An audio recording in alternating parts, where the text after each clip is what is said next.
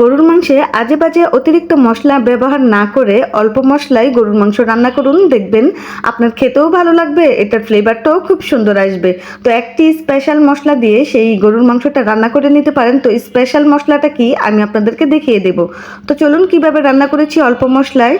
তো এখানে আমি 1 কেজি গরুর মাংস ভালোভাবে ধুয়ে নিয়েছি। তো এখন এতে দিয়ে দেব আদা রসুন বাটা। তো আদা আর রসুনটাকে আমি একসাথে ব্লেন্ড করে নিয়েছিলাম।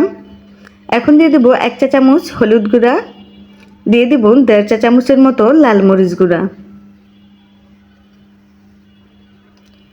এখন দিয়ে দেব এখানে জিরা গুঁড়া 1 চা চামচের মতো। এখন দিয়ে দেব দারচিনি, এলাচ, লবঙ্গ পরিমাণ অনুযায়ী দিয়ে দিলাম। দিয়ে দিব পরিমাণ মতো তেল। তো তেলের পরিমাপটাও আমি অনুমান করে দিয়েছি। তো এই সবগুলো উপকরণকে একসাথে মিক্স করে নেব। আসলে এখানে আমি কোনো প্রফেশনাল ভিডিও দেখাচ্ছি না, রেসিপি দেখাচ্ছি না। আমি কীভাবে অল্প মশলায় রান্না করে খুব ভালো একটা টেস্ট বা ফ্লেভার পেয়েছি সেটাই আপনাদের সাথে শেয়ার করছি। তো অনেকে দেখি অতিরিক্ত মশলা ব্যবহার করেন, যার কারণে কিন্তু গরুর মাংসের যে টেস্টটা থাকে ওটা আর পাওয়া যায় না। তো এখানে লবণ দিয়ে দিলাম। লবণটা দিয়ে ভালোভাবে এটাকে আবার একটু মেখে চুলায় দিয়ে দেব। তো ঢাকনা দিয়ে রান্না করব 5 মিনিটের মতো। 5 মিনিটের আগে আর ঢাকনা উঠাবো না। তো এতে করে দেখবেন যে প্রচুর পানি বের হয়েছে। তো এখন তেজপাতা দিয়ে দেব, ঢাকনা দিয়ে আরও 5 মিনিট অপেক্ষা করব। তো আমি এটাতে নাড়াচাড়া করতে অসুবিধা হচ্ছে, যার কারণে হাঁড়িটা চেঞ্জ করলাম। আমি এখানে একটা ননস্টিকে মাংসগুলো ঢেলে নিলাম। এখন এটাকে আমি ঢাকনা দিয়ে রান্না করব আরও 5 মিনিটের মতো।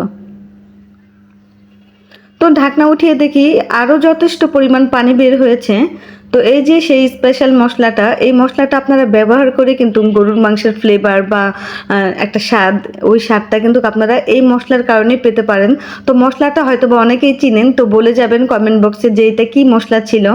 এই মশলাটা দিলে আপনার অনেক বেশি ভালো লাগবে খেতে। আপনারা অবশ্যই একবার হলেও খেয়ে দেখবেন। তো এটাকে ভালোভাবে মিশিয়ে দিব যেন এটা ফ্লেভারটা চারিদিকে ছড়িয়ে যায়। তো ঢাকনা দিয়ে আরও 10 মিনিট রান্না করব। তো এই যে 10 মিনিট পর ফিরে আসার পর আমার মাংসটা কিন্তু হাফ সিদ্ধ হয়ে গেছে প্রায়। তো এখন এটাকে ভালোভাবে একটু নাড়িয়ে নেব। ঝোলটা অনেকখানি শুকিয়ে গেছে, একটু ভাজা ভাজা করেন, তারপর এতে আমি পরিমাণ মতো পানি দেব।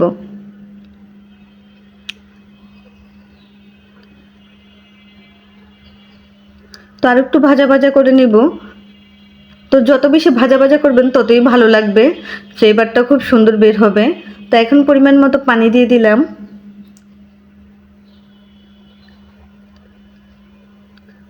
তো পানিটা দিয়ে এখন ভালোভাবে মাংসটা মিক্স করে দেব।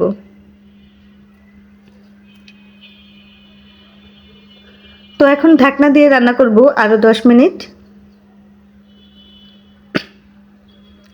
তো এইভাবেই অল্প মশলা দিয়ে সবসময় গরুর মাংস রান্না করবেন। অতিরিক্ত বেশি মশলা দিয়ে গরুর মাংস রান্না করলে সেই গরুর মাংস স্বাদটাও আপনি অরিজিনাল পাবেন না, আর আপনার ফ্লেভারটাও আসবে না।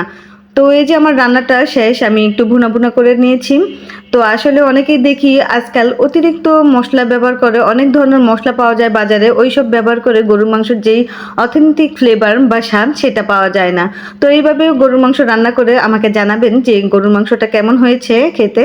তো সবাই ভালো থাকবেন, সুস্থ থাকবেন, আর আমার পেজে যাওয়ার সময় একটা ফলো দিয়ে যাবেন। আর ভিডিওটা ভালো লেগে থাকলে অবশ্যই আমার কমেন্ট বক্সে জানিয়ে যাবেন।